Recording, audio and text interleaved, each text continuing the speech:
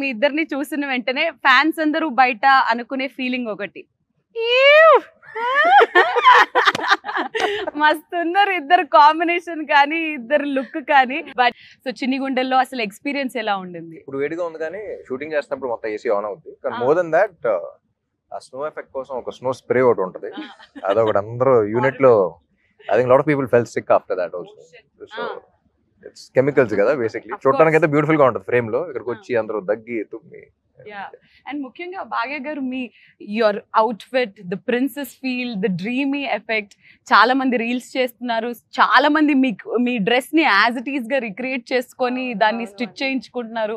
How are you feeling looking at all those things? I mean, I'm very happy. I saw like cute kids making, you know, wearing those cute dresses and making those reels, and I was like, oh, it's so cute. And they're all like trying to mimic the same steps. I think it feels good, you know, like all the hard work that you put in.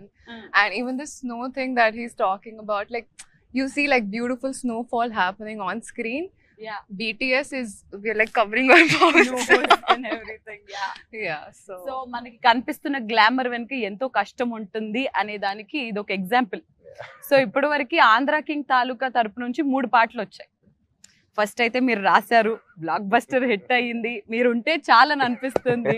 దాని తర్వాత second మీరు పాడారు, third ఈ song ఎలా special, ఎందుకు special, ఏంటి చెప్పండి? So చిన్ని గుండెలో హస్ ఆల్వేస్ బీన్ యాక్చువల్లీ ఈ సాంగ్ కంపోజ్ చేసి 1 year అయిందని మొన్నే వివేక్ మోహన్ వాళ్ళతో ఊరికే కూర్చున్నప్పుడు చెప్పారు.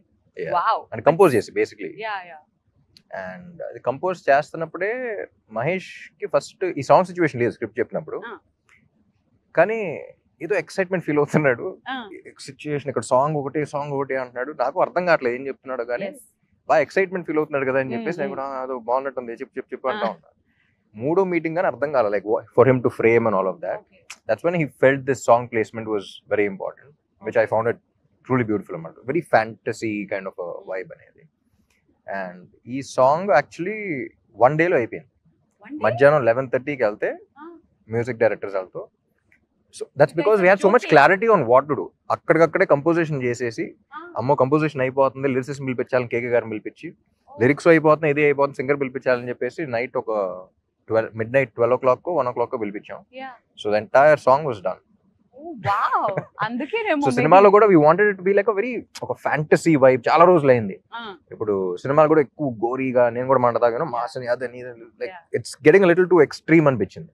సో ఈ టైంలో ఒక్కసారి ప్లెజెంట్ గా ఒక ప్రశాంతమైన cinema with beautiful emotions, beautiful visuals చూస్తే బాగుంది. అందరూ బయట టాక్ ఒకటి స్టార్ట్ అయింది, మళ్ళీ మనకి మా పాత రామ్ కనిపిస్తున్నారు, దట్ లవర్ బాయ్ రామ్ కనిపిస్తున్నారు. It's very tricky thing. ఎందుకంటే లవ్ స్టోరీస్ ఎక్కువ చేసి ఒక మాస్ సినిమా హిట్ అయిన తర్వాత ఇది కదన్నా మనం అంటారు.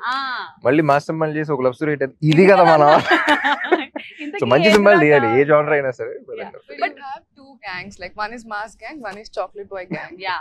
True.